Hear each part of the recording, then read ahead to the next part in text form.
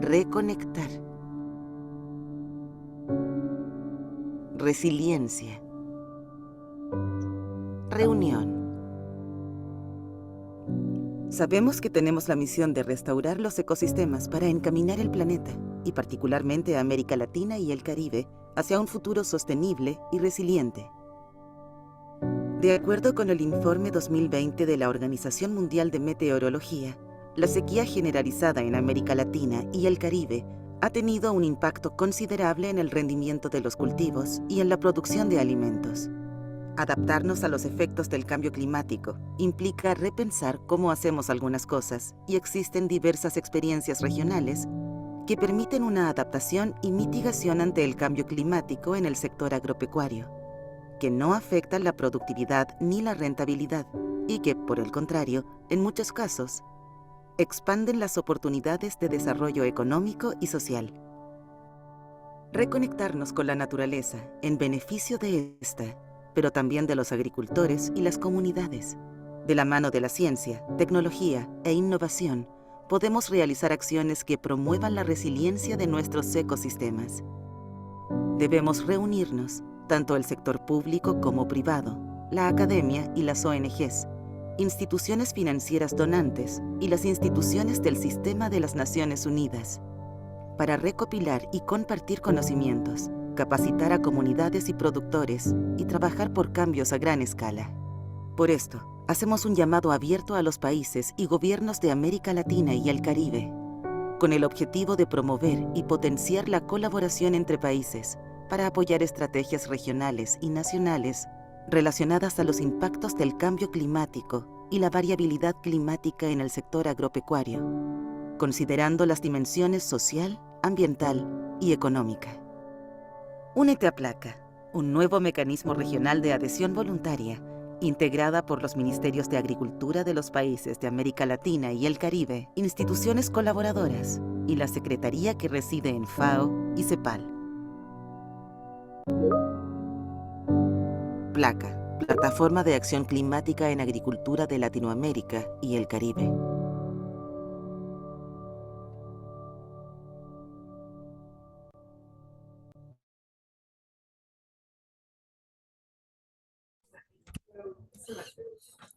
Muy buenos días o muy buenas tardes desde nos escuchan.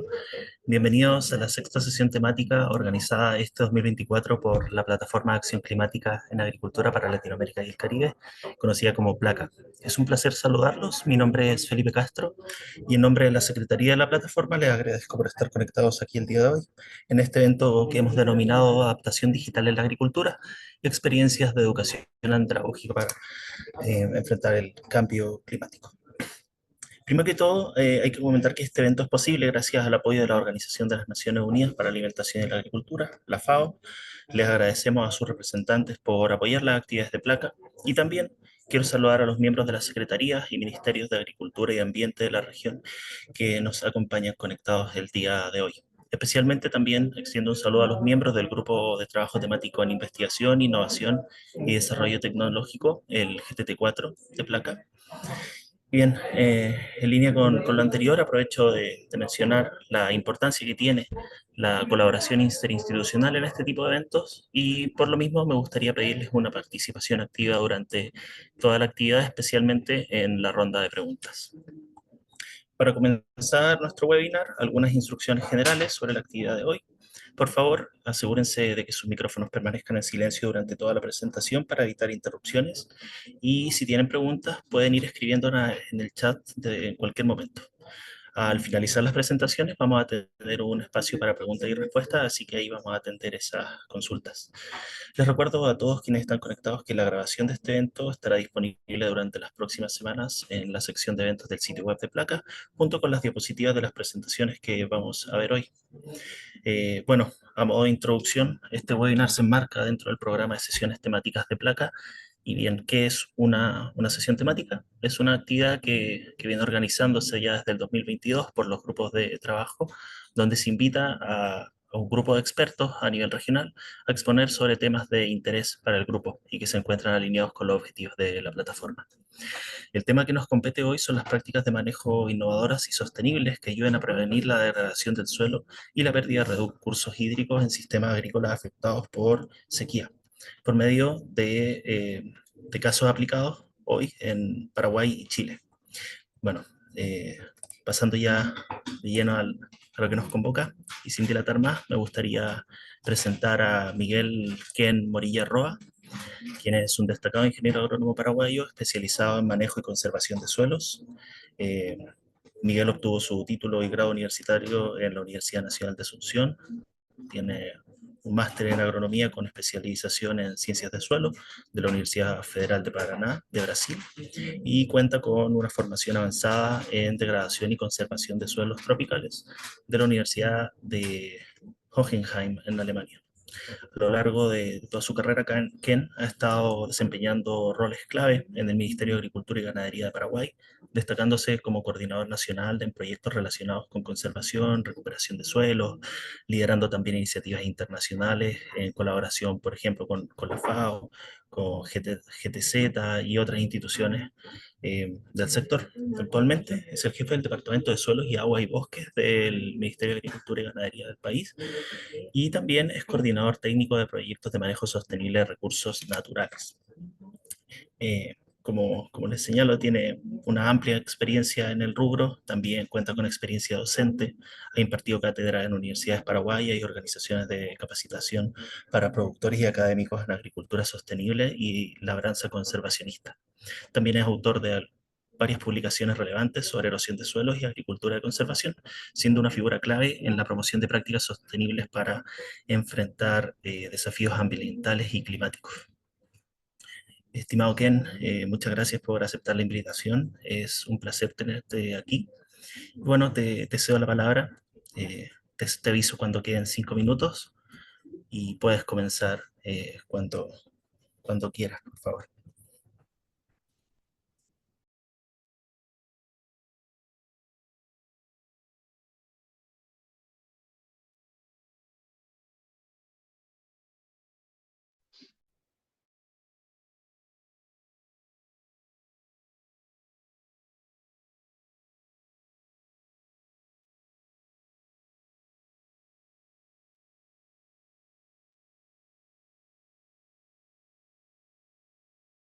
Justo estamos teniendo una pequeña tormenta que está llegando a la ciudad y un gusto y mi agradecimiento por...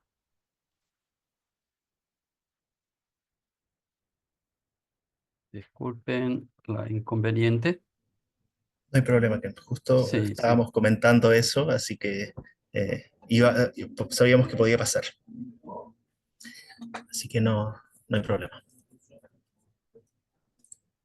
yo no sé si estoy compartiendo. Sí, y Sí, creo que ahora ahí está en modo pantalla completa. ya, correcto. Muchísimas Ya. gracias por la invitación. Con una satisfacción poder presentar por lo menos experiencias que venimos haciendo hace unos 40 años con relación al uso de la cobertura como un sistema de juntar agua prácticamente, dicho en otra palabra, y regular la temperatura del suelo. Bueno, debido al poco tiempo que tenemos, quisiera decirle que estaría explicando más o menos un tema relacionado a un contexto, plantear el problema, cuál es el principio de un sistema, cuáles fueron los inicios, las limitaciones y los desafíos que actualmente se nos presenta a través de este trabajo que lo venimos haciendo ya desde tiempos atrás, ¿verdad? Eh, para empezar rápidamente, quisiera decir que estaría hablando solamente del oriente de Paraguay, que sería unos 150.000 kilómetros cuadrados, donde se viene trabajando con este tema, pero un aspecto básico, fundamental, es el tema de que nosotros lo tenemos bien divididos, lo que sería la agricultura de producción de grano, caracterizado por el uso de maquinaria, sería las transnacionales y los pequeños y los productores nacionales que se dedican a la producción de grano, que es base de nuestra economía, ¿verdad? Porque tienen maquinarias, se dedican a la producción de granos, servicios de asistencia técnica privada, están mayormente organizados en cooperativas, servicios financieros, todos son bancarizados y también un sistema de exportación para el tema de la comercialización. Por otro lado, en la misma región tenemos una agricultura familiar que anteriormente era más caracterizado por una agricultura manual. Posteriormente también tenemos a la tracción animal y más bien se dedican a la producción de granos y raíces. El sistema de asistencia técnica sigue siendo público. Las organizaciones no todas están fortalecidas. El servicio financiero es limitado y también el sistema de mercadeo muchas veces es a través de los intermediarios, vamos a decir. Bueno, si miramos el mapa, vemos que Paraguay tenemos desde 1800 a 2000 milímetros hacia el sur y al norte de 600 a 300 milímetros. Entonces tenemos toda la problemática, en un lugar la abundancia, por otro lado la escasez, el tema de agua. Y cada región con su problema correspondiente. Estaríamos hablando de esta región donde la precipitación estaría entre 2000 y 1400 milímetros de agua por año.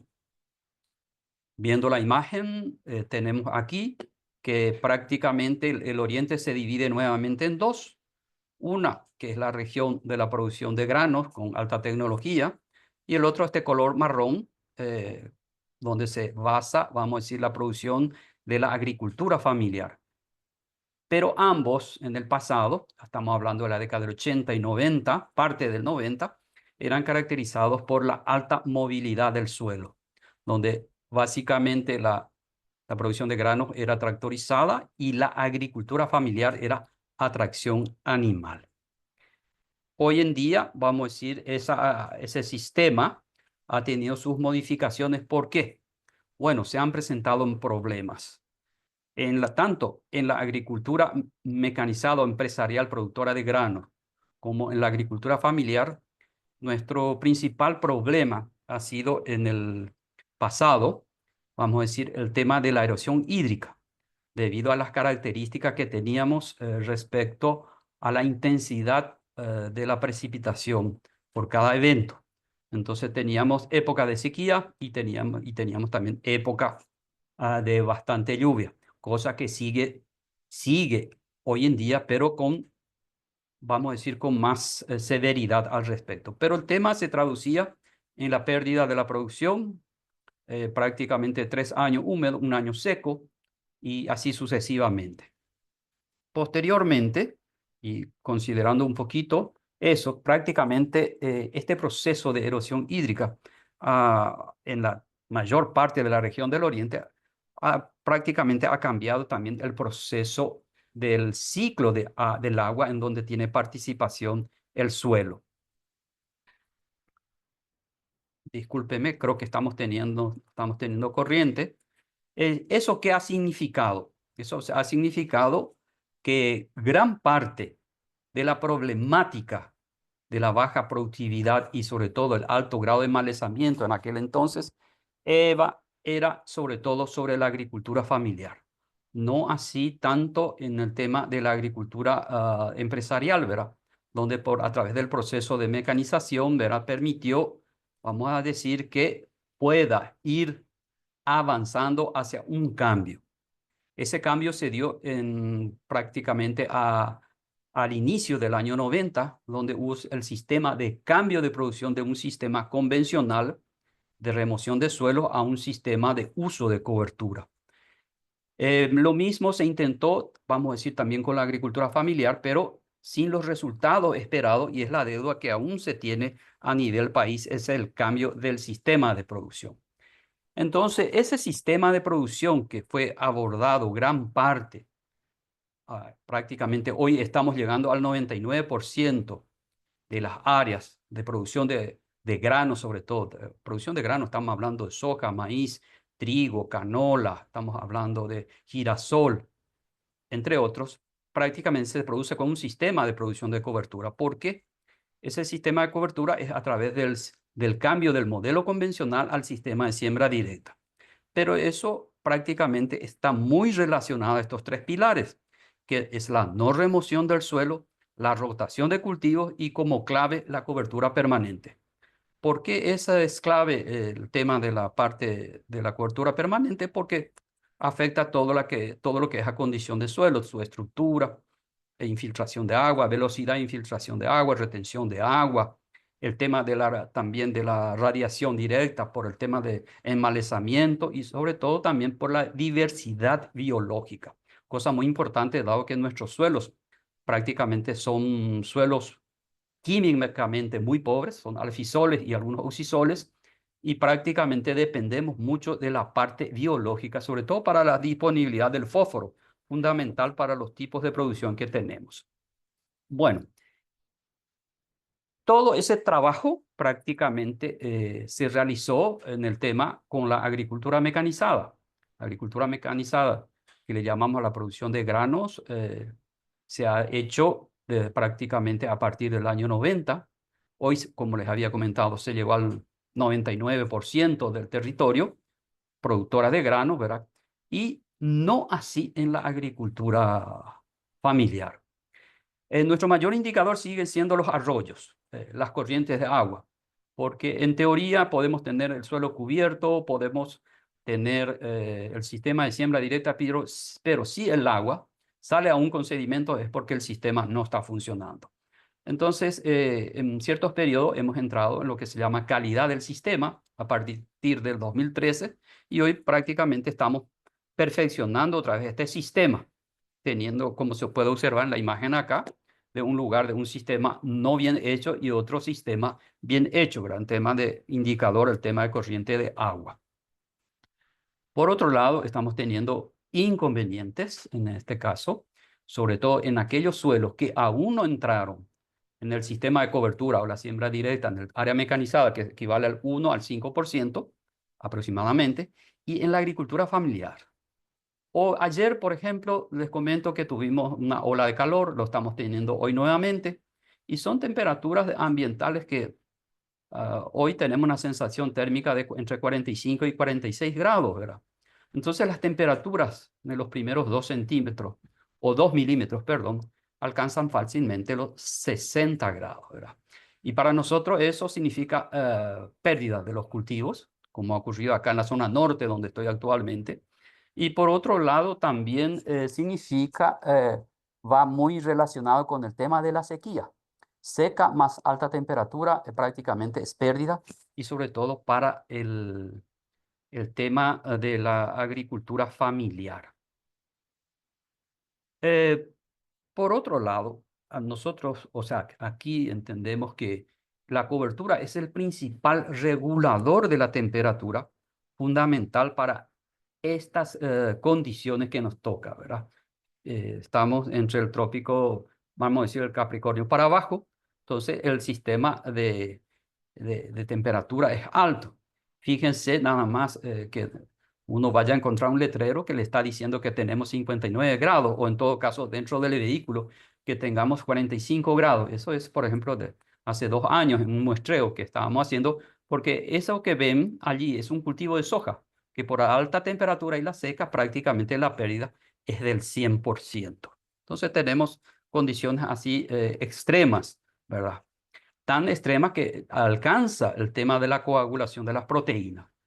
¿Por qué para nosotros es muy importante eso? Por el tema de la disponibilidad del fósforo en el suelo, dado que son suelos que prácticamente la disponibilidad prácticamente es en forma biológica a través de los microorganismos. Microorganismo no sobrevive a temperaturas mayores a 40 grados y menos aún a los 60, como fácilmente llegamos a los primeros centímetros. Ese huevo lo frité yo en una finca de un productor. Bueno, ¿por qué la temperatura para nosotros? Porque si tenemos los cultivos prácticamente, bueno, en la teoría nos dicen que el crecimiento radicular está en función a la temperatura del suelo. Y nuestra temperatura promedio, midiendo con geotermómetro, es 22 a 25, un término medio, pero sin cobertura llegamos a muy superior a esa temperatura. Sin embargo, con la cobertura, nuestro promedio muchas veces llegan a 35 y a menos, que facilita el proceso de desarrollo de las plantas.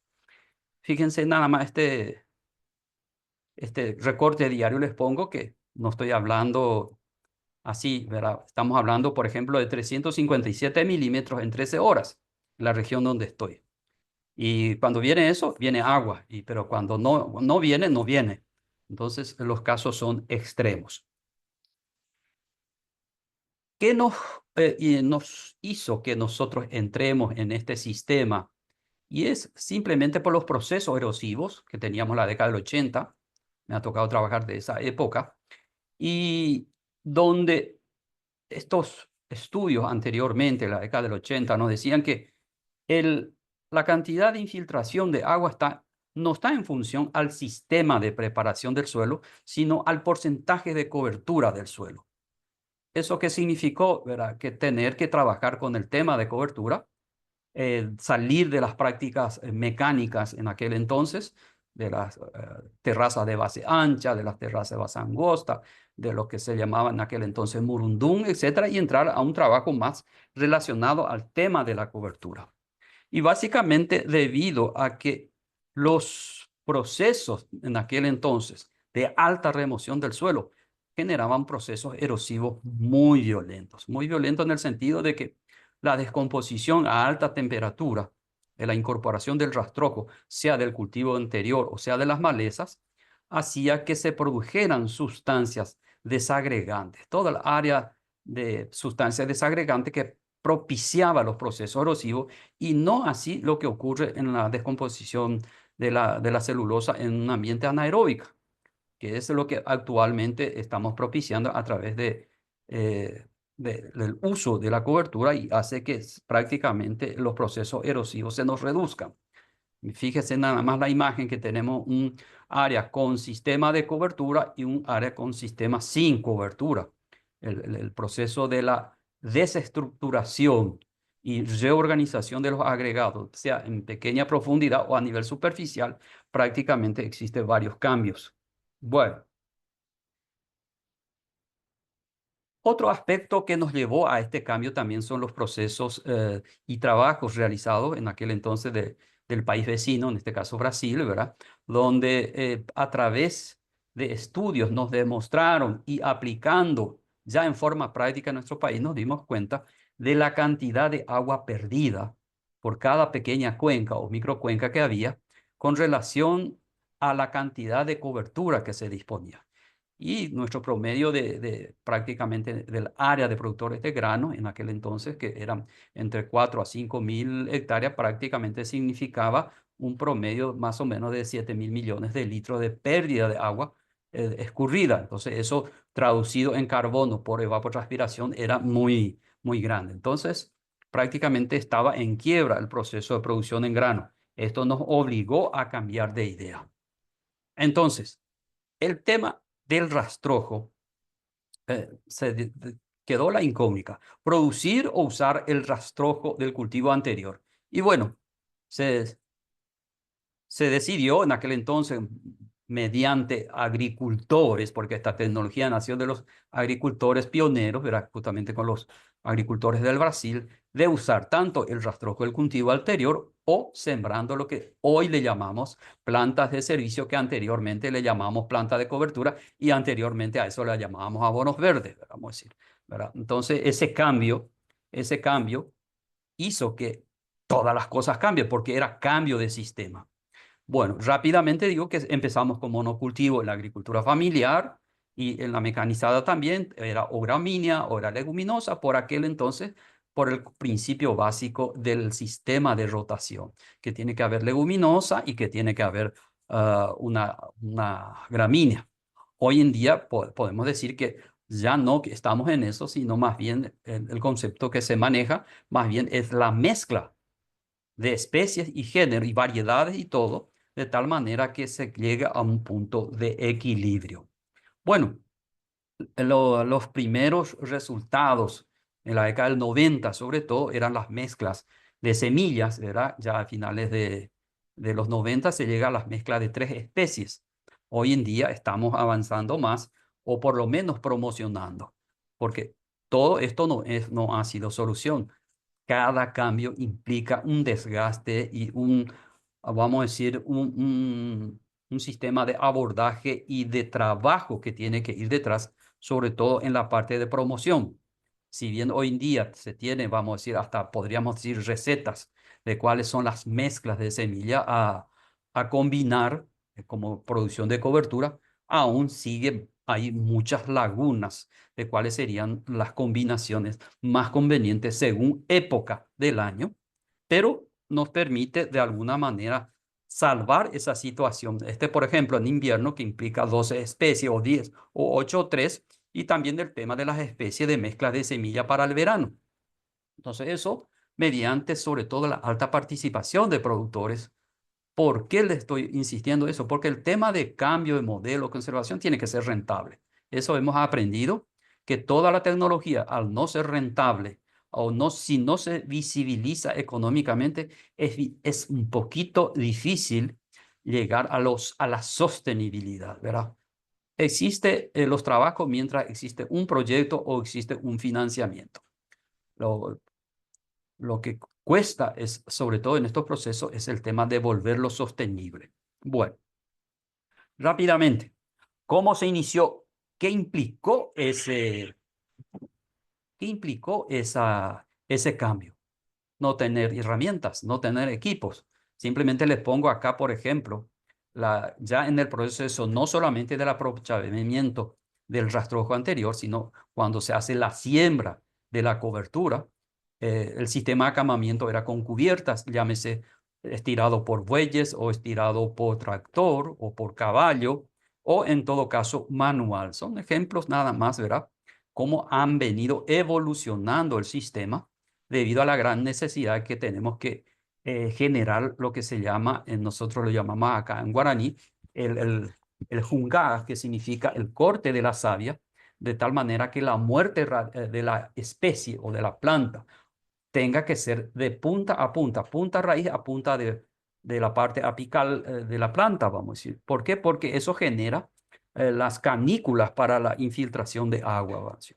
No, y entra allí lo que se llama el tema de uso de herbicidas y no solamente el control mecánico. Y de aquel herbicida que genere el proceso de muerte de punta a punta, ¿verdad? Porque eso genera el tema de lo que famoso llamamos el tema de aumento de infiltración de agua. Otras cosas que nos han llevado, o que ha llevado, pero que nos han permitido desarrollar, el tema de la corrección de la acidez. Nosotros somos un país con alta pluviosidad, nuestros suelos son muy ácidos, entonces hemos tenido que hacer los ajustes con respecto a la corrección de acidez. Y no era tanto el producto, sino el cómo. Y bueno, se han encontrado salidas que en aplicaciones en desarrollo de las plantas de cobertura o en rastrojo abundante, por ejemplo, de época de maíz de zafra que le llamamos, porque fíjense, este proceso de producción nos permite producir hasta 5 cultivos por cada 2 años. Entonces, el concepto que se maneja es no hacer descansar el suelo, si más bien el suelo se recupera cuanto más carbono produce. Y es así que se han llegado a sistemas actualmente y a maquinarias básicas ajustadas, como lo ven aquí, puede ser a estera, acá como están más arriba, puede ser a agujero o agujeros rombos, vamos a decir, por el tema de la movilidad física del carbonato de calcio, ¿verdad? Que es nuestra materia prima que disponemos para la corrección de acidez. Entonces son ajustes que se han hecho y que ha permitido aplicar la corrección de acidez sin necesidad de remover el suelo y más bien volverlo un poquito más móvil a través de la formación de sulfatos orgánicos. Eso a través de las coberturas muertas. Bueno, y el aspecto fundamental donde más problemas hemos tenido ha sido sobre todo en el tema de la siembra. Fíjense que anteriormente no existía máquina, entonces se tuvo que recurrir a lo que se llama a las sembradoras Frankenstein. No es marca eso, sino es tener que unir pedazos por pedazo hasta conseguir una sembradora por el tema del disco de corte. Fíjese que esta tecnología exige sobre todo el tema del disco de corte, de tal manera que cualquier sembradora, sea a tracción animal o tracción tractorizada, vamos a decir, pueda hacer un corte y poder introducirse allí el disco de la parte de siembra y aplicación de fertilizante. En la parte también animal y atracción humana se han recurrido a los ajustes de las propias sembradoras manuales, ¿verdad? Con un sistema de corte o filo que se tenía de tal manera a permitir el corte del rastrojo. Todo esto, vamos a decir, nos ha permitido tener la tecnología. Acá, por ejemplo, fíjense cómo esta matraca, que le llamamos nosotros, puede introducirse fácilmente en una cobertura por tener un filo en la parte y poder aplicar semilla y fertilizante en todo caso. También, también tenemos que, disculpe, también tenemos que el tema de la atracción animal, la misma cosa. Todos estos equipos, si bien no fueron, muchos de ellos no fueron construidos en el país, sino en estrecha cooperación con las empresas brasileras, hoy llegamos a esa evolución, vamos a decir, de llegar, la parte mecanizada mayormente no tuvo problema y hoy están llegando la parte de producción de grano a la siembra verde, que le llamamos, que es en un sistema donde prácticamente la siembra se hace ya sobre la cobertura verde, sea la producción de granos de invierno, sobre todo, y nos permite, sobre todo, el tema de ahorro, por el tema de que somos un país tropical, un país mediterráneo, y donde el costo de flete es bastante alto, entonces el costo de producción se tiene que bajar. Entonces son los aspectos relacionados a este cambio de modelo. Y para terminar prácticamente, porque quisiera entrar más en discusiones, le doy un ejemplo este año, acá en la zona donde estoy exactamente, a unos 40 kilómetros, ¿verdad? Las pérdidas de cosecha que han habido en este 2024, donde aún la agricultura familiar está en el sistema tradicional de remoción de suelo sin cobertura, donde prácticamente se han perdido las cosechas. Se han hecho las resiembras, eso implica costo en caso del agricultor y en muchos casos también el Estado sí tiene que contribuir. Entonces también es un tema económico-social el tema del cambio del modelo de producción. Veo un poquito mi hora. Nos quedan justamente Bueno, 5 minutos. ¿qué es lo que nos permite la cobertura? Quiero mostrarle nada más esta imagen. Esta imagen es una área mecanizada donde la disponibilidad de agua y la reducción de la temperatura amplía el rango de la época de la siembra, la época del desarrollo. Y les digo, y por eso es que nos permite muchas veces tener el maíz en pleno invierno. Por ejemplo, tenemos nabo forrajero, es de invierno, es una planta de cobertura, untador de nitrógeno y azufre. Tenemos soja cosechada prácticamente en el día, tenemos maíz en desarrollo, tenemos avena que es de invierno también en desarrollo y la soja en proceso de maduración. Entonces, ese proceso de estabilizar la temperatura para abajo y no para arriba es lo que le permite, en este caso, este sistema de uso de rastrojo a una mayor posibilidad de rentabilidad. Por ejemplo, este es un suelo preparado, es una imagen ya antigua, prácticamente tendrá más de 10 años. Es un productor que tiene sus 300 hectáreas y suelo totalmente preparado y acamado. ¿Qué significa acamado? ¿Verdad? En condiciones de reducir su temperatura, de permitir la infiltración de agua y sobre todo la retención de agua y evitar sobre todo la evaporación. Porque nuestro problema es la evaporación del agua. En todo caso, si hay evaporación, que sea vía evapotranspiración. ¿Eso qué significa? Significa carbono. ¿Y eso qué implica para el productor? No esperar más de un día para sembrar. O sea, detrás de la cosecha tiene que ir otra siembra. De tal manera aprovechar el agua y ir generando un proceso más bien virtual. Porque fíjense, esta propiedad, por ejemplo, les muestro nada más, haciendo una calicata gigante que hacemos, ¿verdad? Para verificar el tema de infiltración de agua, prácticamente lo que anteriormente quedaba en los primeros 2, 3 o 4 centímetros. El agua infiltra fácilmente a los 40 o 50 metros, haciendo las trincheras y haciendo luego una transversal, sea a 20, 40, a 80 centímetros, uno recibe agua prácticamente en menos de una hora. Ese suelo está escurriendo. Esa es una gran participación, sobre todo la parte biológica, que es el tema del tema sobre todo de la mesofauna que participa en todo este proceso. Otros problemas que estamos teniendo sigue siendo los campos bajos. El rol que desempeña en la cobertura en los campos bajos, donde esta, por ejemplo, es una lluvia de este año, en el al comienzo del año, ¿verdad? Donde prácticamente la soja en etapa de cosecha prácticamente se inunda. Los campos bajos, que son, tenemos bastante superficie, pero que más bien se dedica a la producción de ganado, ¿verdad? Aún sigue siendo uno de los desafíos que le toca en este caso al proceso productivo.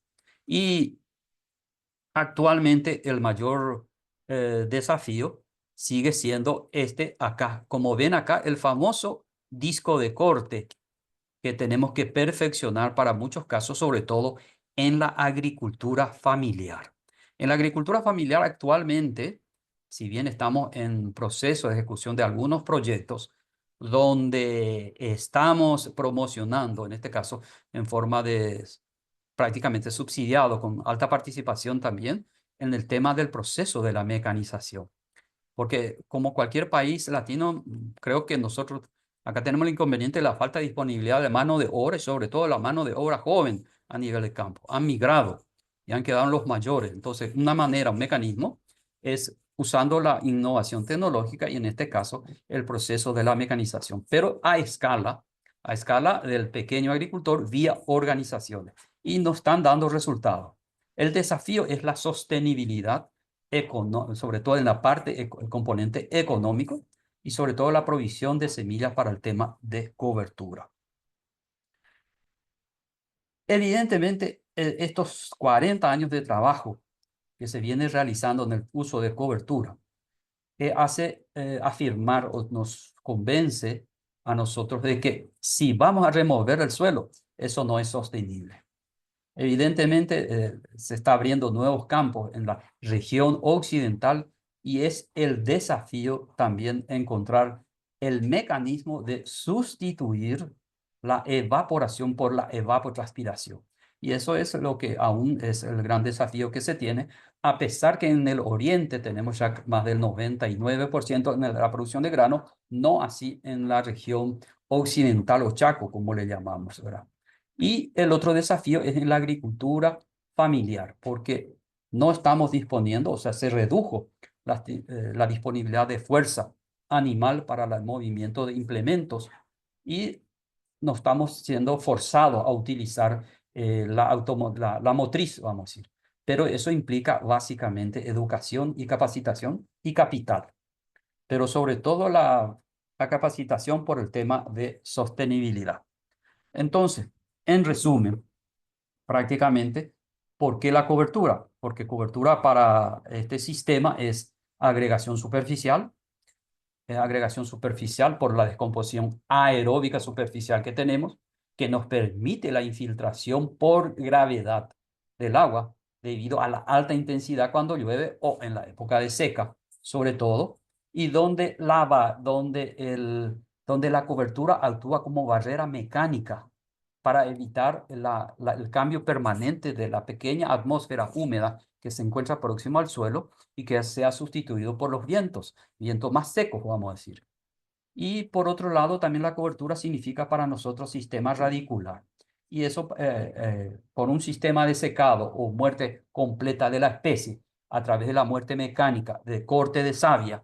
Por eso, lastimosamente, no salió acá en mi presentación del tema del rollo cuchillo, que es el quebrador de la cobertura, ¿verdad? La cobertura mecánica, en forma mecánica, hace prácticamente que evite el proceso de la pérdida de agua. Pero insistir mucho una vez hecho eso, no permitir la descomposición para un nuevo cultivo, sino al revés. Mientras está esa cobertura, como no está bajo tierra, no consume nitrógeno, poner nuevamente otra semilla, llámese el abono verde o un cultivo, de tal manera a aprovechar el agua que no se está evaporando, que tarde o temprano se va a evaporar por nuestro ambiente bastante caluroso, vamos a decir. Y como término de eso quede más carbono a través del tiempo en el suelo, y eso se traduce en productividad. La disponibilidad de agua para nosotros es prácticamente, tenemos 13 horas hasta casi 14 horas de luz solar en el verano y eso significa que esa luz solar es producción. Bueno, por último, esta imagen corresponde a un pequeño agricultor, donde por eso le decimos, ¿verdad? Este agricultor es innovador, tiene 75 años, usa su creatividad y su llave es capacidad. Él no tiene maquinaria, no tiene nada, pero tiene una, como le llamamos acá, una motoneta, donde usa en la parte de agricultura. Y su principal función es acá, producir prestación de servicio de terceros, de una área mecanizado, pero el sistema de manejo de su cobertura es lo que le asegura. Y es uno de los productores, vamos a decir, sobresaliente en este sistema y simplemente pongo como ejemplo de tal manera la importancia que tiene la capacitación. Todos estos trabajos básicamente se ha conseguido vía capacitación de productores, pero bajo la característica de un acuerdo público-privado. En este caso han actuado siempre, llámese cooperación internacional o llámese sobre todo los exportadores de grano, el Instituto de Biotecnología, así como también las encargadas de la provisión de fertilizantes, poder trabajar en forma conjunta para promover, porque al final, aumento de producción, todos quedamos más tranquilos y menos problema social también. Bueno, simplemente esto quería decirle y más bien entrar en un debate en la parte técnica misma, de tal manera a poder enriquecer todo este proceso, porque tiene un bagaje detrás, sobre todo entre los compañeros de Brasil y parte de Argentina también, así como el Uruguay, en lo que se respecta a investigación o prueba y validación hechas a través de los productores. Desde ya, muchísimas gracias y hasta aquí mi presentación. Muchas gracias, Ken. Excelente presentación. Nos pasamos un poquito en el tiempo, pero es muy interesante ver que el problema de la sequía impacta de forma distinta, ¿cierto?, en la agricultura familiar y en la agricultura industrial. Y también escuchar cómo han acompañado este proceso de capacitación con pequeños agricultores al mismo tiempo que van contribuyendo también a la salud del suelo por medio de prácticas como la siembra directa. Sin duda, ahora quisiéramos seguir escuchando más de ti durante la ronda de preguntas en el intercambio que vamos a tener en unos minutos.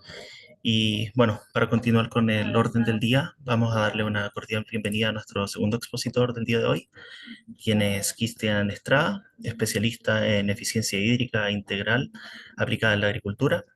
Cristian es el fundador y director de I+D+I en Eficagua, gerente técnico también y regente de la red chilena de bioinsumos. Cristian ha estado reconocido en universidades, perdón, en Estados Unidos, en México, en Holanda, Grecia, Chile, por sus aportes a la innovación y el emprendimiento en la agricultura. Posee ya más de 9 años de experiencia aplicando tecnologías para eficiencia hídrica integral. Ha desarrollado el modelo de 5 pilares de eficiencia hídrica y lideró la primera encuesta nacional de eficiencia hídrica realizada en Chile, en la región de Valparaíso. Es inventor en el área de la biotecnología agrícola y ha recibido ya varias distinciones nacionales e internacionales en el ámbito de la innovación, el emprendimiento, específicamente en la agricultura. Cristian, estamos muy contentos de tenerte acá conectado el día de hoy. Muchas gracias por aceptar esta invitación y bueno, ya veo que estás compartiendo tu pantalla, así que te comento cuando falten 5 minutos. Adelante, por favor. Muchas gracias, Felipe, por esa introducción y por esta invitación para participar hoy. La presentación de Ken se vincula mucho a lo que voy a compartir ahora. Les adelanto que si bien en la sección de preguntas podemos profundizar mucho sobre esto y llegar a un nivel técnico muy profundo, la presentación que preparé la pensé más a un público general. Así que lo que quiero compartir son conceptos, ejemplos, para que ustedes, si es que están interesados o interesadas en aplicar esto, lo puedan hacer sin tener conocimiento tan profundo ni tantos años de bagaje como Ken. Así que al título le puse cómo convertir suelos que pierden agua en esponjas que potencian la vida, y esto parte de mi propia experiencia convirtiendo un suelo muy malo, que en un comienzo se veía como lo que está en la izquierda, un suelo muy arcilloso, y hoy Increíblemente se ve como este suelo que está a la derecha, con mucha materia orgánica.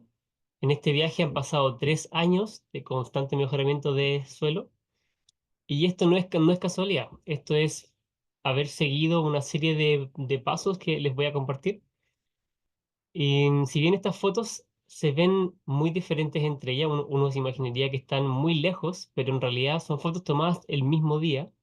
Estos dos lugares están separados por 30 centímetros, porque una es del pasillo, que es la condición inicial, y la segunda es en la zona del huerto, que es la condición final que yo estoy manejando actualmente. Desde más lejos, esto se ve así. Es un huerto que es muy productivo, aunque le falta un poco de sol. Llego a sacar 1 kilo de alimento en promedio por cada 180 litros de agua que ingresan al sistema. Y para hacerles una demostración visual de cómo se ve esto cuando pensamos en el comportamiento del agua cuando ingresa en estos suelos, al igual que comentaba Ken, cuando hay mucha compactación superficial, el suelo entre que es repelente y entre que infiltra muy lento, genera estas tremendas escorrentías que generan mucha erosión y que al final nos hacen perder suelo en las cantidades que ya nos comentó Ken. Y si lo comparamos con suelos que están plantados sin tanta materia orgánica y con suelos que están plantados y además tienen materia orgánica, la velocidad de infiltración cambia notoriamente, y esto es de lo que va esta presentación.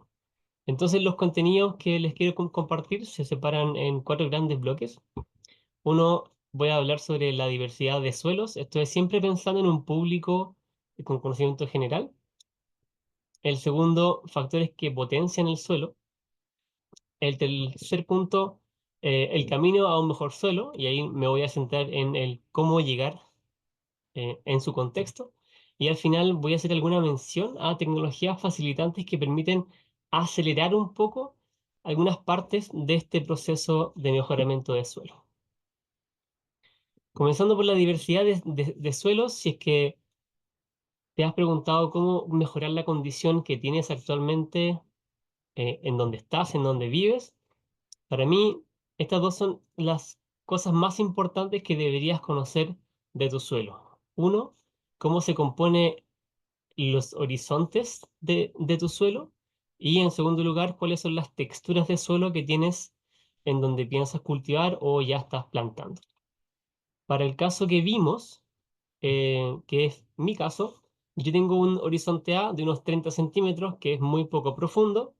Luego le sigue un horizonte B muchísimo más compactado en donde prácticamente no hay raíces.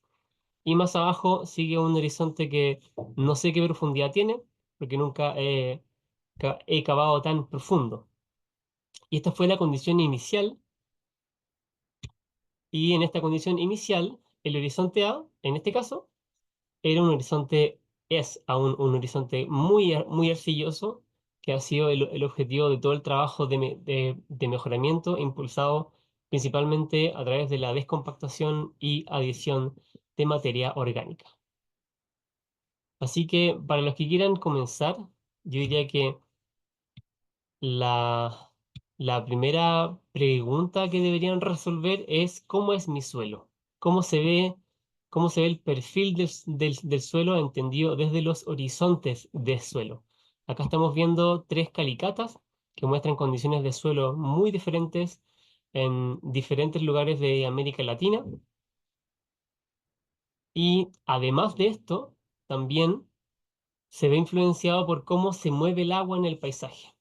Y esto es súper importante de considerar porque hay casos en donde puede que tengamos muy buenos suelos, pero la condición del subsuelo o la condición del flujo del agua afecta zonas que están de nuestro dominio, que se podrían inundar o se podrían saturar con agua muy fácilmente si no ponemos atención a cómo se mueve el agua en el paisaje. Entonces podríamos superficialmente ver que el agua fluye hacia un lugar, pero en realidad abajo, en el horizonte B o en el horizonte C, podríamos tener capas de suelo tan compactadas o tan repelentes que generan un flujo en el sentido contrario, y eso nos provoca zonas con mucha agua o mucha más agua de la que desearíamos para poder plantar y sostener un cultivo. Entonces, para iniciar, la invitación es a siempre considerar cómo se mueve el agua tanto superficial, pero también de forma subterránea, y hacer una calicata y conocer el perfil del suelo y entender cómo varían los espesores de los horizontes. Es una herramienta fundamental que nos entrega mucha información para entender cómo manejar la tierra que queremos trabajar. Así que la invitación es a ver lo que hay debajo de la superficie. A veces es un trabajo duro porque nos encontramos con zonas de suelo muy, muy, muy compactadas o con muchas rocas, pero es muy importante porque es un trabajo que se hace una sola vez, ya que el suelo no va a seguir cambiando tanto, por lo menos, y esto nos entrega información para diseñar mejor y para abordar mejor la condición de suelo que tenemos. Y aquí hay un ensayo muy fácil de hacer, que es el test de la jarra de Mason, en donde podemos agregar un poco de tierra que tenemos, llenar este jarro con agua. Con este jarro me refiero a estos jarros de vidrio con tapa hermética que frecuentemente se usan para conservas o mermeladas. Llenarlo con agua, untarse con tierra, agitar y dejarlo reposar por 24 horas. Lo que va a pasar ahí es que va a bajar primero la arena, después va a bajar el limo y finalmente arriba va a quedar la arcilla, y vamos a ver este tipo de segmentación que en un caso real se vería así, en donde acá arriba tenemos 5% de arcilla, 40% de limo, el resto es de arena, y esto nos entrega información sobre la textura. Cruzamos esa información con esta pirámide que se van a encontrar en internet fácilmente. Se llama pirámide de clases texturales y hay mucha información para cada tipo de textura de suelo. En este caso es un suelo franco-arenoso, que si lo cruzamos con el perfil de nuestro suelo, si nos damos cuenta que tenemos un suelo con 20 centímetros de profundidad con este tipo de textura, podríamos estimar que hay 26 litros de agua disponible, y así, si es que el suelo es más profundo, ahí va a ir variando la cantidad de agua disponible con la que podemos contar para trabajar o para pensar en cuál es el potencial de ese suelo. En segundo lugar, quiero hablar sobre los factores que afectan el suelo. Esto es pensar en qué tanto podemos influir en estos factores, porque hay algunos que no se pueden influenciar tan fácilmente, pero hay otros que sí podemos, con un poquito de dedicación, un poco de esfuerzo, afectar, que tienen consecuencias positivas para nuestro suelo. Lo que no podemos cambiar tan fácilmente es la textura del suelo, el perfil del suelo, la lluvia que recibe. Y alguien me podría decir que sí, que se puede cambiar si llenamos con un montón de arena y camiones, cambiamos la textura del suelo, o si hacemos camellones y ponemos zonas más elevadas, podríamos cambiar la composición del perfil en cuanto a la profundidad de los horizontes, o podríamos poner invernaderos o techos para que esos suelos reciban menos lluvia. Y sí se podría hacer, pero implica mucha inversión. En cambio, lo que podemos hacer, que implica menos inversión y es alcanzable con algo de dedicación, es podemos cambiar la repelencia del suelo, podemos cambiar la infiltración del suelo, podemos cambiar la capacidad de retención de agua en el suelo, podemos cambiar la vida del suelo, y también podemos afectar la evaporación del suelo. Punto por punto, ¿a qué me refiero con repelencia? La repelencia es este efecto en donde cuando cae el agua puede que demore un tiempo en infiltrar, y eso puede ser muy perjudicial, especialmente si tenemos lluvias torrenciales, porque esto significa que vamos a tener muy rápidamente mucha escorrentía. Esto se puede medir, hay un test que se llama Water Drop Penetration Test en inglés, que es poner una gota de agua en el suelo y ver cuántos segundos o cuánto tiempo demora en infiltrar. Por ende, menos tiempo en penetración es algo que buscamos, algo mejor. ¿Por qué es bueno esto? Porque a menor repelencia del suelo tenemos menos erosión y también mantenemos una mejor humectación del suelo, ya sea que estemos sin riego o con riego. Cuando pensamos en infiltración, esto también se puede medir. Esto cambia según las texturas del suelo, naturalmente, pero también se puede afectar. la forma de medirlo es la velocidad de infiltración. En general, más es mejor, porque si nos cae mucha agua e infiltra muy rápidamente, naturalmente tenemos menos erosión. Pero además, como efecto positivo, es que frecuentemente una mejor infiltración implica que también hay una mejor aireación del suelo. Y eso es muy positivo porque al ingresar más aire, ingresa más oxígeno, y con más oxígeno en el suelo, tanto los microorganismos como las plantas se pueden desarrollar mejor. En el tercer factor, sobre la retención de agua en el suelo, esto también está afectado por las texturas de suelo. Y acá hay una curva de aproximadamente cómo se mueve el agua disponible en un suelo. Vemos que hay suelos que tienen muy poca agua disponible. En cambio, hay suelos que tienen cerca de un 15% de agua disponible. Esto se ve afectado por factores que reducen el agua disponible, como son las rocas y como son las sales. Así que en general, cuando miramos la retención de agua en el suelo, queremos tener más retención de agua disponible en el suelo, porque tener más retención de agua disponible significa frecuentemente mayor desarrollo de raíces. Como cuarto punto, en términos de la vida en el suelo, esto también se puede medir de varias formas. Una forma es medir la respiración del suelo. Acá estamos viendo una comparación de un suelo agrícola y un suelo de un bosque en cuanto a un periodo de 42 días, en donde se midió la cantidad de dióxido de carbono que se generó del suelo en ese periodo. Esto es una forma de medir cuán activo biológicamente se encuentra un suelo. Hay muchas variables que lo afectan, pero en general podríamos decir que mientras más vida tenga un suelo es mejor, por ende, mientras mejor respira el suelo, mejor indicador de calidad del suelo. ¿Y por qué es bueno eso? Porque cuando tenemos mayor actividad biológica en el suelo, tenemos más desarrollo de raíces, eso implica más productividad y frecuentemente una consecuencia positiva también es una mejor sanidad vegetal. Y finalmente, en cuanto a la evaporación, los suelos en general em, pierden agua por evaporación de una forma bastante parecida, pero hay cambios según la textura del suelo. Esto es un estudio que se hizo en zonas áridas en un día de verano hace cerca de 30 años para tener una referencia, y aquí lo que queremos es reducir la evaporación porque eso nos va a dejar con más agua disponible en el suelo.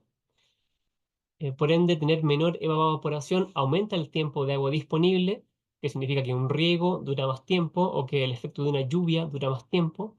Además, tenemos mejor desarrollo de raíces y eso se debe a que la parte superficial gana un poco de actividad radicular porque se está secando menos rápido y con eso aumenta también el potencial productivo.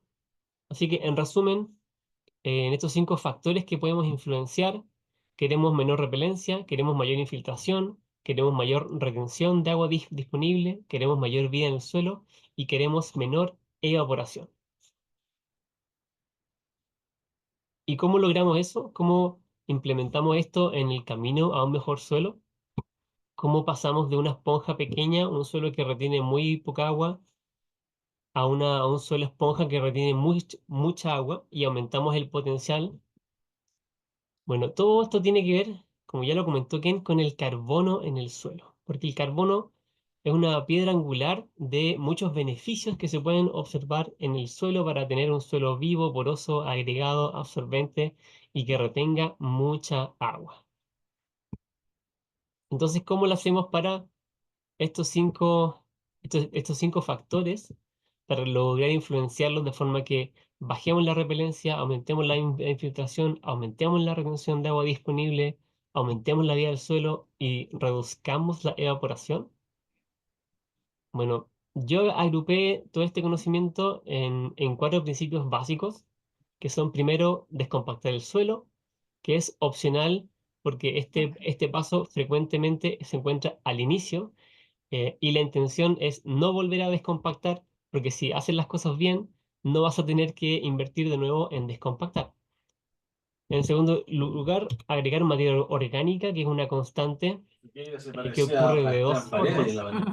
¿Lo viste? No, En Estaba el tercer pelo lugar está blanco, algo que ya amarillo. nos comentaba Ken, sí. que es proteger el suelo. Esto tiene un efecto increíble en varios ámbitos.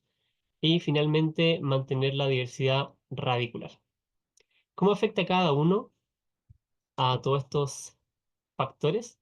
Cuando pensamos en descompactar el suelo, lo que genera inicialmente la descompactación del suelo es que aumenta la infiltración porque la superficie de contacto aumenta, por ende, el agua se demora menos tiempo en infiltrar. Y eso también reduce la repelencia. En cuanto a la materia orgánica, esto es lo más importante de todas las acciones que podemos hacer en el suelo. Y cuando me refiero a materia orgánica, acá se pueden diferenciar dos tipos de materia orgánica.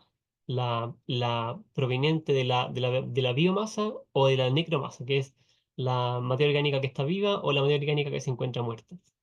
En materia orgánica viva me refiero a raíces de plantas y microorganismos, y a materia orgánica muerta me refiero a rastrojos, raíces muertas, microorganismos muertos. El efecto de materia orgánica en la infiltración es muy positivo porque luego de descompactar el suelo, si uno tiene buen nivel de materia orgánica, el suelo no se recompacta con tanta facilidad como lo haría en una condición sin materia orgánica. Por ende, la tasa de infiltración se puede mantener muy alta. Y cuando hablo de muy alta, hablo de diferencias de sobre 100 veces la tasa de infiltración. Esto medido en suelos arcillosos, suelos como los que le compartí al comienzo, muy compactados, con alta repelencia, comparado el mismo suelo con materia orgánica, con menor densidad aparente, los niveles de tasa de infiltración, las diferencias pueden ser sobre las 100 veces. En cuanto a retención del agua, acá hay un efecto súper interesante porque se estima que por cada % de materia orgánica en el suelo, por hectárea, se pueden retener cerca de 190 metros cúbicos extra de agua. Y esto va en directa relación con la capacidad que tiene la materia orgánica de retener el agua, que es mejor que cualquier partícula del suelo como el limo, la arcilla o la arena. Cuando pensamos en aumentar la vida en el suelo, digo, en aumentar la materia orgánica en el suelo, eso afecta directamente a la vida del suelo porque la actividad biológica del suelo, en particular la de los microorganismos, depende de fuentes de carbono que les permite crecer y reproducirse y, por ende, contar con fuentes de materia orgánica en el suelo permite que esta vida se siga generando en toda la diversidad posible. Y si a eso le sumamos los efectos en evaporación, la materia orgánica agrega resistencia a la evaporación. Esto significa que si ponemos dos suelos expuestos al sol y medimos la cantidad de agua que pierden, seguro que el suelo que tiene materia orgánica pierde menos gramos o menos volumen de agua que un suelo que no tiene materia orgánica. Y eso es solamente porque agregar materia orgánica aumenta la resistencia a la evaporación. En tercer punto, esto es muy conectado con lo que ya nos compartía Ken, proteger el suelo, que se puede hacer de muchas formas, pero en general, proteger el suelo tiene un efecto directo en mantener la humedad por más tiempo. Mantener la humedad por más tiempo genera que la repelencia sea menor, porque cuando una gota de agua se encuentra con un suelo seco, en comparación cuando la gota de agua se encuentra con un suelo humectado, es brutal en cuanto a cuánto tiempo toma en infiltrar. Frecuentemente los suelos secos tienen mucha repelencia y por ende proteger el suelo y mantenerlos humectados por más tiempo significa que en el siguiente riego o en la siguiente lluvia la repelencia va a ser menor y por ende la infiltración va a poder ocurrir en menos tiempo. Además, proteger el suelo afecta la salud del suelo porque al secarse menos, la actividad radicular y la actividad microbiológica aumenta en la zona superficial del suelo, que antes se calentaba mucho, que antes se secaba mucho, como ya nos comentaba Ken, ahora es posible que permanezca en esa parte superficial. Y naturalmente reduce la evaporación, porque a ese suelo le está afectando menos el viento y le está afectando menos el sol. Y finalmente, mantener la diversidad radicular. Esto es muy relevante porque agrega materia orgánica de forma activa al suelo, contribuye a mantener diversidad de vida en el suelo, y esto se vincula directamente con la retención porque hay ciertos microorganismos que generan una especie de mucílago cerca de las raíces que es capaz de aumentar la capacidad de retención de agua en el suelo y también agregar resistencia a a la evaporación. Eso es dentro del suelo, pero además, naturalmente, mantener una diversidad radicular significa que sobre el suelo hay diferentes hojas sombreando el suelo que funcionan a la vez como cobertura. Por ende, esto afecta directamente en reducir la evaporación. Y finalmente, les quiero compartir algunas tecnologías que pueden facilitar que todo esto ocurra. Em, bueno, las coberturas de suelo, la primera ya se conoce mucho sobre esa, sobre las coberturas sintéticas también en contexto de cultivos de hortalizas. Y también ahora han aparecido coberturas unitarias para frutales que tienen el mismo efecto, que es cubrir la zona que se encuentra bajo los goteros o bajo los microaspersores para reducir la evaporación. Y acá lo interesante es que esto se ha estudiado en términos de cuánto afecta la reducción de evaporación en los estudios que me he encontrado. Cuando se cubre el suelo con paja o con rastrojos, la reducción de la evaporación alcanza niveles del 15%, y cuando se cubre con mulch plásticos, coberturas sintéticas que impermeabilizan prácticamente, ese nivel de reducción de evaporación puede llegar hasta el 30%. Cuando pensamos en alternativas para mejorar la retención de agua en el suelo o mejorar la humectación en el suelo, tenemos el compost, que entiendo que no está en todos los lugares, pero hay productores que están fabricándolo localmente. Están los humectantes, que son agentes que permiten, especialmente en suelos repelentes, reducir esa repelencia para que la infiltración pueda ocurrir más rápido. Y también están los hidrogeles, que son estas partículas o insumos que pueden ser naturales o sintéticos, que absorben muchas veces su peso en agua. Y aquí, más que la capacidad de retención, importa mucho la capacidad de liberación, porque esto lo van a estar usando las plantas. Por ende, hay que fijarse en que los hidrogeles se encuentren capaces de entregar el agua en el rango de presión que una planta funciona. Y en cuanto a la vida del suelo, hoy existen muchos insumos para potenciar la vida del suelo, como micorrizas, que son hongos benéficos que interactúan con las raíces, expandiendo la frontera de absorción en el suelo, y también bacterias promotoras del crecimiento que generan mejor desarrollo de pelos radiculares, mejor ciclaje de nutrientes, y también ayudan a disponibilizar nutrientes que están en el propio suelo pero que antes no estaban disponibles para las plantas. Eso es lo que les quería compartir hoy en esta presentación muy simplificada, con la intención de que si es que hay algún participante no técnico y que esté interesado en comenzar a implementar, pudiera conseguir algunas ideas sobre cómo comenzar. Muchas gracias.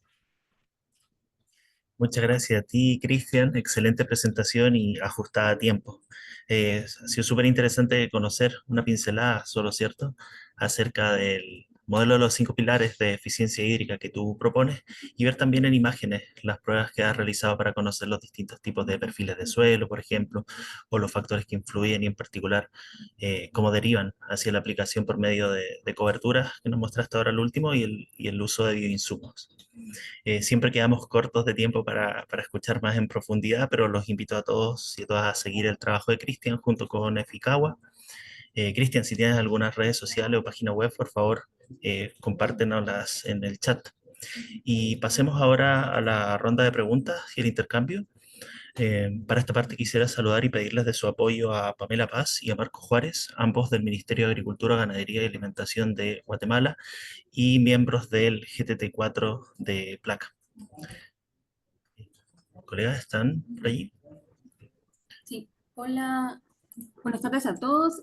Cristian y Ken, muchas gracias por su participación y sus presentaciones, nos parecieron muy interesantes y tenemos algunas preguntas del chat que estaban realizando mientras ustedes dos pues, nos daban sus temas. Y la primera pregunta es de Patricia, en donde dice que sí, en primer lugar, ¿para qué? De a qué se le llama siembra directa y cuáles son las plantaciones en hilera o mulch, que si todas están en hilera o mulch, y también que si la falta de nutrientes es porque no se ha tenido una plantación, se ha tenido una plantación sin rotación del suelo, en el suelo. ¿Quién no sé si nos podrías Sí, sí, responder estas sí, preguntas? Gracias. sí, cómo no, cómo no. El tema de la siembra directa, en la cobertura uno lo puede preparar al voleo, con sembradora, en muchos casos inclusive sin incorporar la semilla, dependiendo el estado del suelo. Entonces la diversidad es total para la preparación de la cobertura. En muchos casos, esa cobertura puede ser el mismo, como se dice, cultivo anterior. Le voy a dar un ejemplo, el trigo. El trigo es un cultivo sembrada a 17 centímetros cada hilera. Eso genera un abundante, como se dice, paja y su índice de cosecha es suficientemente alto y al incorporarse el molino distribuidor de rastrojo detrás de la cosechadora, eso significa formar una cobertura. Uno de los pilares de la siembra directa es justamente la rotación. Por eso le había permitido decir que en 2 años se puede hacer 5 cultivos. El potencial se da justamente en la variación. Y en la variación, no solamente en la variación de la rotación, no solamente entra el tema de enfermedad como anteriormente se tenía, o simplemente el tema ¿cómo se dice?, del sistema, vamos a decir, de nutriente que pueda reciclar, sino entra reciclado, entra el tipo de raíz, porque cada raíz de cada especie tiene funciones diferentes. O sea, lo interpretamos de esa manera, vamos a decir. Un raíz pivotante y en hilera es un subsolador prácticamente, vamos a decir, ¿verdad? Porque si yo siembro, por ejemplo, un nabo forrajero en alta densidad en hilera de 17, es un subsolador biológico. Si yo lo distribuyo en forma con un sistema de distribución de un cloruro, por ejemplo, esparciendo solamente en cobertura, eso se convierte en un juntador de nitrógeno y azufre, ¿verdad? De acuerdo a cómo uno lo trata, va cumpliendo ciertas funciones. Por eso implica mucho el entendimiento y la capacitación. Y por otro lado, el tema ocurre todo lo contrario para nuestro caso. Tanto en suelos arcillosos, haciendo las comparaciones, un suelo arcilloso y un suelo arenoso, si bien los comportamientos son diferentes, en ambos casos pueden tener la misma productividad. Y la productividad se da por el aumento, vamos a decir, de la capacidad de intercambio y de la cantidad de agua retenida. Pero un aspecto básico, siempre nosotros lo decimos, que tenemos que hacerlo bien. ¿Qué significa hacerlo bien? Hacerlo como corresponde la tecnología. ¿Por qué? Porque en todos los casos, en los trabajos bien hechos, el aumento de nutrientes es muy superior con relación a un sistema convencional. Si bien se da lo que se llama estratificación química de nutrientes, pero la cantidad total aumenta debido a la capacidad de retención que se tiene mediante el proceso de descomposición de la raíz que lo hace en forma de canal y es impresionante la cantidad de la mesofauna. La mesofauna cumple un rol fundamental, pero para que eso haya, vamos a decir, es necesario alimento. ¿Qué significa alimento? Cobertura, rastrojo permanente. ¿Por qué? Porque nuestro clima, según todos los estudios, son prácticamente 12 toneladas materia seca año, es el punto de equilibrio. Entonces nosotros tenemos que pasar ese punto de equilibrio para que haya aumento de materia orgánica en el suelo. En muchos casos, sí, no se da el aumento de la materia orgánica, pero se da ampliamente el aumento de la producción. Es porque aún no está llegando al punto de equilibrio del material seco necesario para contrarrestar el proceso de oxidación natural del material orgánico en el suelo para nuestras condiciones de lluvia y temperatura en promedio. Hay lugares donde es 14 toneladas, otro es más bien 11, otros 12 según los coeficientes obtenidos. No sé cuál era la otra pregunta al respecto.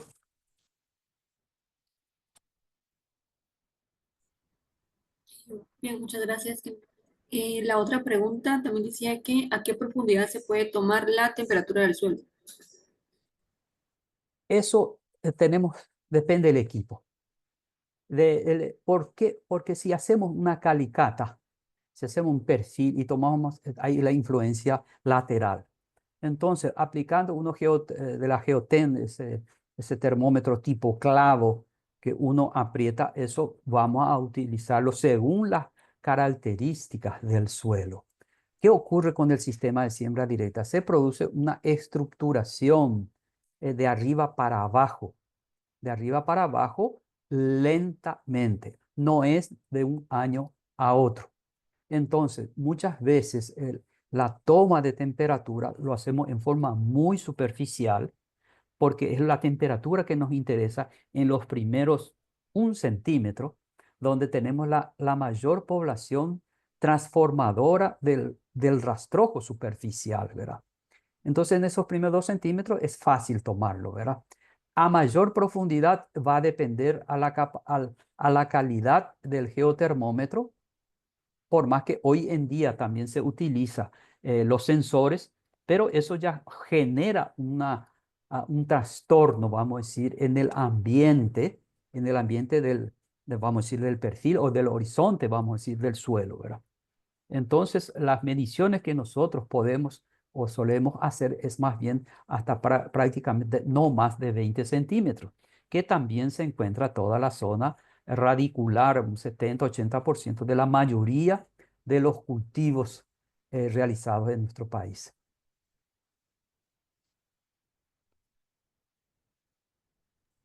Muchas gracias. Sí, muy buenas tardes, muchas gracias. Esa es una para Cristian, que dice, quisiera saber si el estudio que ustedes han probado en mayor escala con un área que ha sido utilizada por mucho tiempo con un monocultivo. Ajá, sí. Sí, hemos implementado estos conocimientos en huertos de pistacho de 25 hectáreas que están en producción en suelos arcillosos. Los manejos son muy distintos cuando es en tanta superficie, porque ahí hay máquinas pasando con una garra descompactando cada ciertos años, porque el nivel de recompactación es importante en algunas áreas. Ahí estamos aplicando otras tecnologías como ácidos húmicos que favorecen la estructura del suelo. Estamos usando oxigenación con nanoburbujas que se entregan a través del sistema de riego, lo que permite una oxigenación en profundidad. Ahí estamos subiendo desde 8 miligramos por litro a unos 15 miligramos por litro de oxígeno en el riego, y eso permite que en profundidad se desarrollen más raíces. Estamos aplicando calcio soluble para mantener la estructura del suelo, y también ácidos fúlbicos para fomentar el desarrollo radicular. Eso lo estamos midiendo con sondas de humedad y con imágenes satelitales, que son cosas mucho más convenientes cuando se trabaja en escala. Así que como te podrás dar cuenta, los manejos cambian mucho dependiendo de la escala en la que estamos trabajando.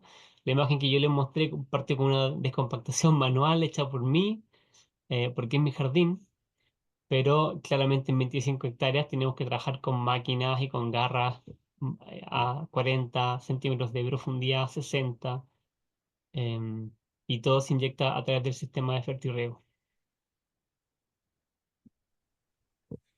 Gracias. También hay otra consulta donde dicen que descompactar se refiere a un movimiento de suelos con maquinaria o pala, o eso causa algún daño que también puede matar lo que está la vida debajo del suelo, ¿verdad? Sí, bueno, hay tres tipos de descompactación. Si lo quieres como categorizar según tipos de manejo, y yo te diría la descompactación mecánica, que es tú con herramientas o maquinaria que descompacte el suelo.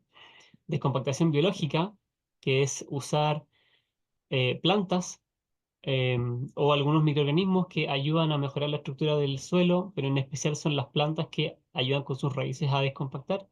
Y la tercera diría que es la descompactación química, que tiene que ver con entender la composición del suelo y aplicar ciertos cationes que permiten mejorar la estructura y flecular el suelo.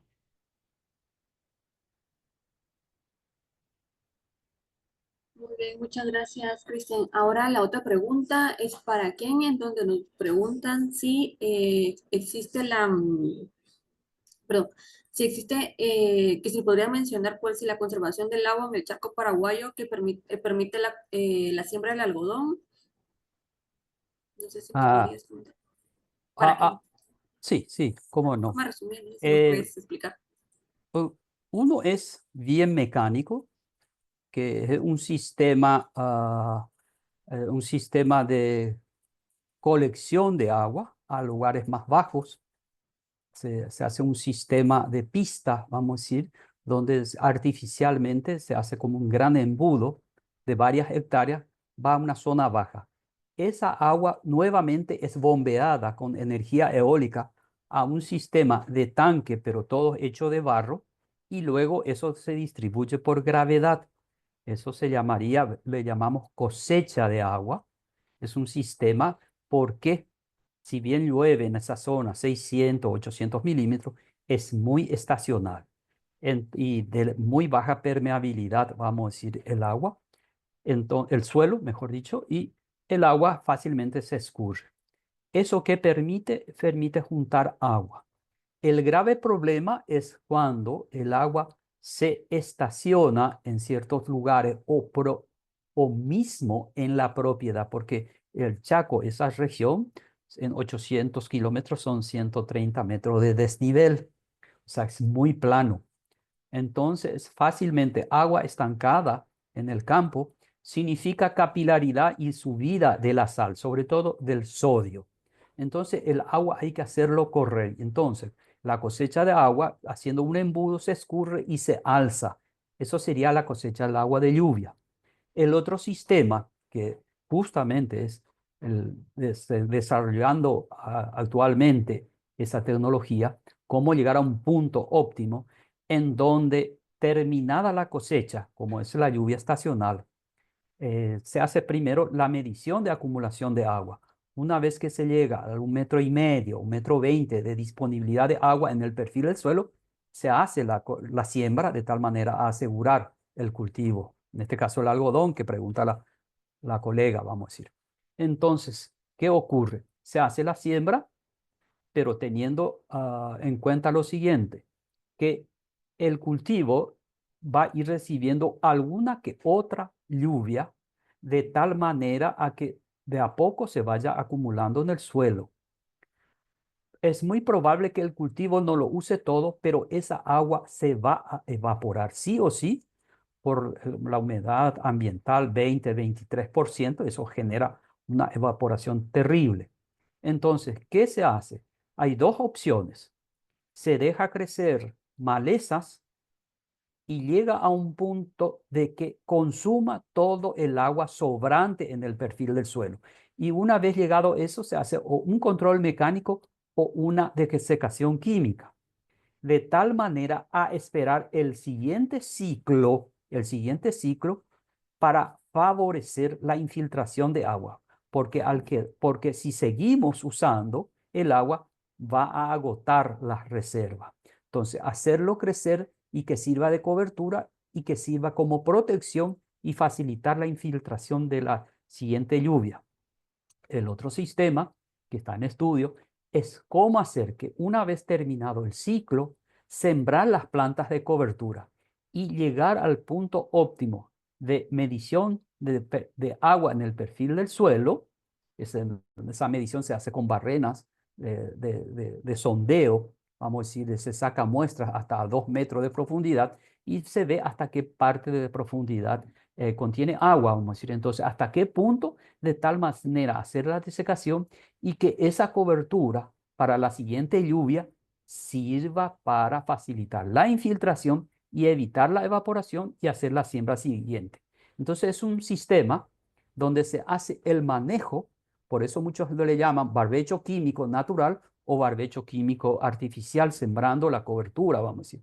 Y eso permite hasta el momento tanto agua de riego o tanto agua de lluvia manejar por mayor tiempo. Eso sería el mecanismo. ¿Por qué? Porque la cantidad de agua, la alta temperatura y los vientos dominantes, que en muchos casos ni la cobertura puede quedar, hace que sea mejore la situación y pueda permitir, y generalmente son suelos regosoles o son suelos también luvisoles que se hacen esa práctica.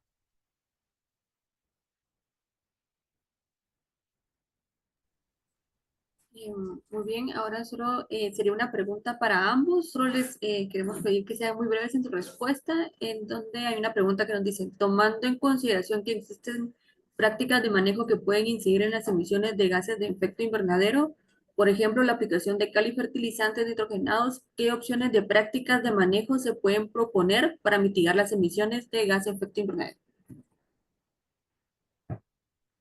Bueno, no sé si el compañero Cristian da una respuesta más técnica y yo doy una respuesta más práctica. Bueno, para la medición que hemos hecho, o sobre todo de ejemplos de otros, al tener nosotros suelos ácidos de 4 pH al agua, muchas veces a 4, a cloruro de calcio, a 3,5, vamos a decir, el uso de la cal para nosotros es a la inversa.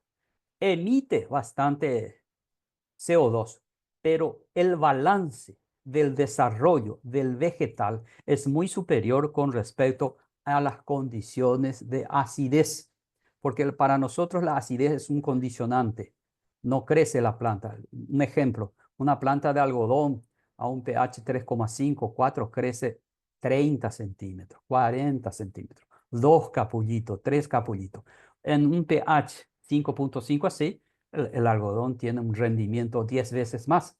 Entonces la cantidad de carbono acumulado en ese vegetal es muy superior al emitido al descomponerse por el proceso de su reacción con el agua y al hacer la liberación de los radicales OH.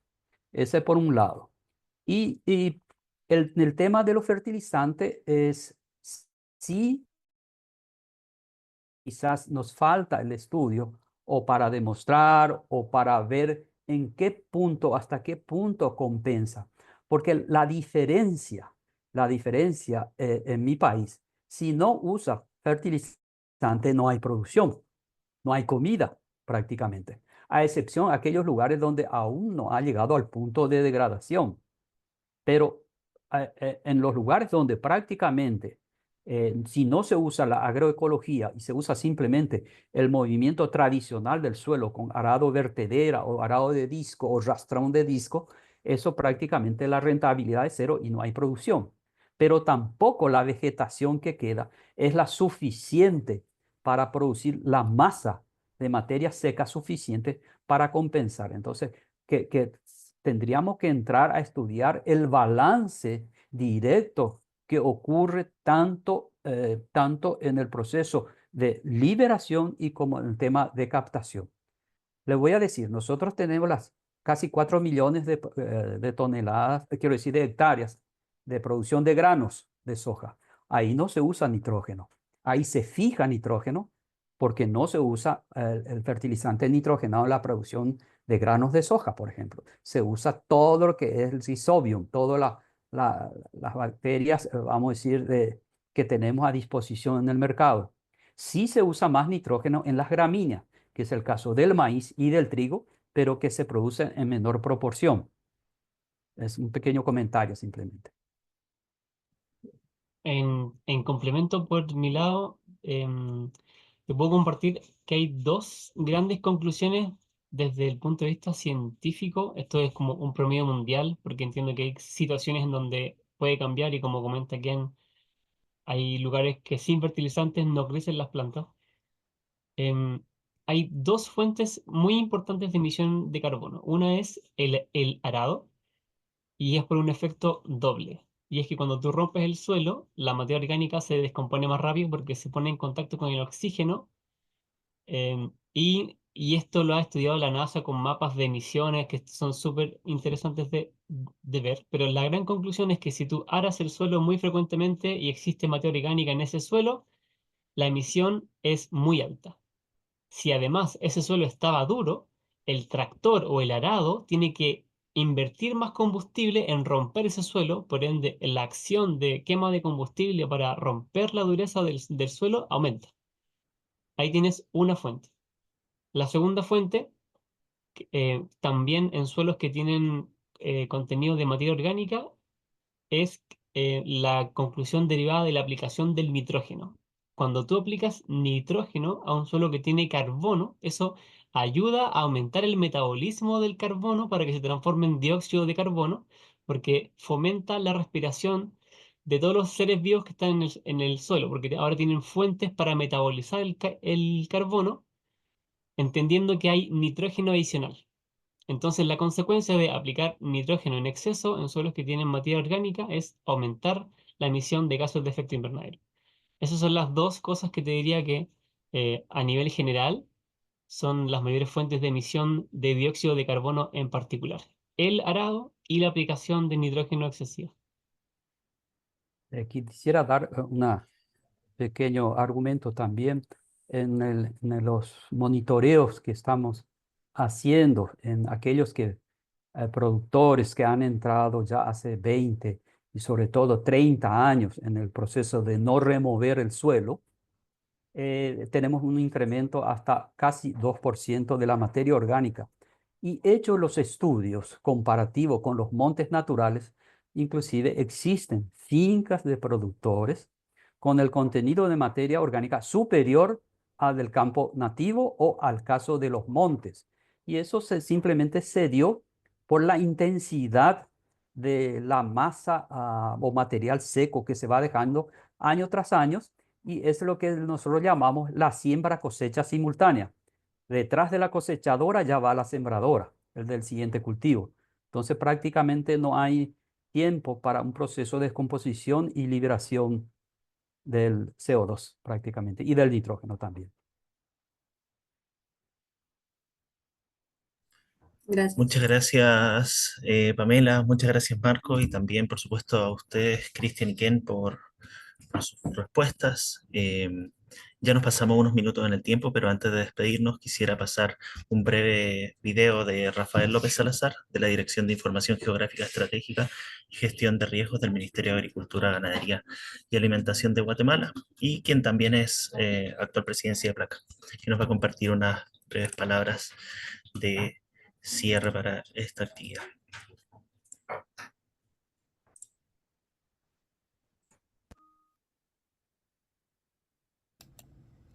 Buenos días tengan todos ustedes, todos y todas.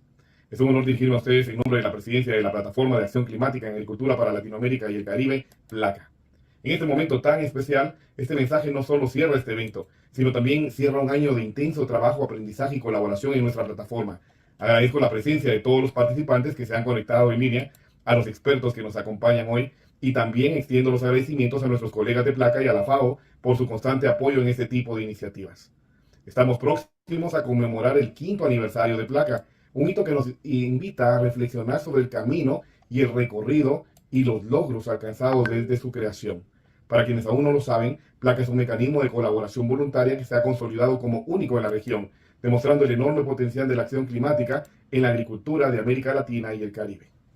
Esta plataforma surgió en respuesta a una necesidad urgente y compartida de los países de la región: contar con un espacio que apoya a los ministerios y secretarías de Agricultura en la tarea de enfrentar de manera coordinada y efectiva los múltiples desafíos que impone el cambio climático sobre la agricultura, la ganadería y la seguridad alimentaria. Hoy, tras 5 años de arduo trabajo, podemos decir con orgullo que hemos superado la etapa de arranque, consolidándonos como una plataforma sólida y relevante. Sin embargo, lo que hemos observado entonces en este nuevo capítulo es un desafío de cimentar los progresos alcanzados, profundizar las alianzas construidas y despegar hacia una etapa de mayor impacto y alcance. Este es el momento de ampliar nuestras ambiciones, fortalecer la implementación de nuestra iniciativa y continuar posicionando a Placa como un referente en la acción climática agrícola al servicio de una región más resiliente y sostenible. Reflexionando sobre este año 2024, quiero destacar que ha sido un año marcado por avances significativos en nuestra misión de fortalecer la acción climática. Principalmente en la agricultura, cada actividad desarrollada ha contribuido a abordar los desafíos que el cambio climático impone a nuestros sistemas agrícolas y de seguridad alimentaria, y que han surgido por los intereses y el apoyo colectivo de los miembros de esta plataforma. Entre nuestros logros más destacados, quiero reconocer las sesiones temáticas que se han llevado a cabo este año. Estas sesiones no solo han permitido el intercambio de conocimientos técnicos, sino que también han inspirado a muchos profesionales a implementar prácticas sostenibles en sus contextos nacionales. Desde el análisis del sistema de alerta temprana, pasando por experiencias de implementación de medidas de adaptación y mitigación, hasta las estrategias de manejo sostenible de suelos y agua. En contextos de sequía, cada evento ha sido una oportunidad para profundizar nuestra comprensión, sensibilización y acción frente al cambio climático. Tenemos agradecimientos especiales para los moderadores y los más de 20 expositores que enriquecieron cada sesión temática, y por supuesto que también a los cerca de 400 participantes que enriquecieron cada sesión temática. Su compromiso y aportes han sido clave para el éxito de estas actividades. En particular quisiera mencionar que las discusiones de estas sesiones nos han permitido identificar mejores prácticas, fortalecer alianzas y plantear nuevas ideas para seguir avanzando juntos. En la perspectiva de futuro, el próximo año 2025 se presenta lleno de retos y oportunidades. Como presidencia de Placa, reafirmamos nuestro compromiso de seguir trabajando en iniciativas que potencien capacidades de los países adherentes y fomenten la cooperación regional. La acción climática en agricultura no puede esperar, y juntos podemos lograr transformaciones reales y sostenibles. Por lo mismo quiero aprovechar para invitar a los países que aún no son parte de Placa a que se unan a esta plataforma. Antes de despedirme, quiero agradecer a todos ustedes por la confianza y participación en las actividades que ha desarrollado Placa durante este año. Ojalá los aprendizajes y conexiones generadas este año les acompañen en su trabajo diario y que sigamos avanzando unidos hacia un sistema agrícola más resiliente, sostenible, bajo en emisiones. Esperamos seguir viéndonos en las próximas actividades de la plataforma y que todos se lleven conocimientos prácticos y aplicables a sus contextos locales. Gracias nuevamente por ser parte de Placa. Así es que para finalizar, les deseo un feliz cierre, fin de año y un excelente inicio del año 2025 para iniciar con nuevas actividades y continuar desarrollando actividades en pro de la agricultura. Gracias a todos, nos vemos hasta pronto.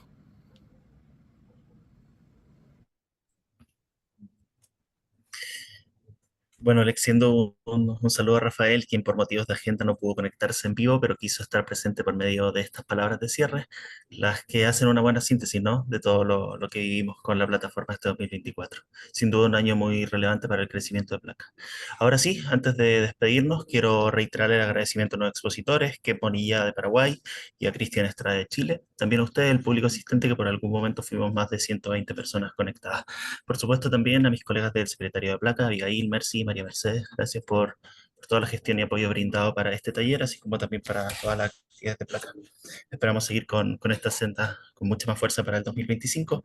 Y antes de cerrar, los invito a revisar el sitio web de la plataforma. Les estaremos compartiendo ahora el chat, en el chat la sección de eventos, donde van a poder encontrar esta presentación y la grabación de las actividades que se hicieron este año. Y también van a tener a la brevedad posible el material actualizado sobre las presentaciones y la grabación. En nombre de la Secretaría de Placa, muy buenas tardes y hasta pronto. Gracias, Felipe. Un gusto, Ken. Buen día. Gracias, Felipe. Un gusto. Gracias, Nos ingeniero vemos. Ken. Gracias a todos ustedes por la oportunidad. Gracias, gracias.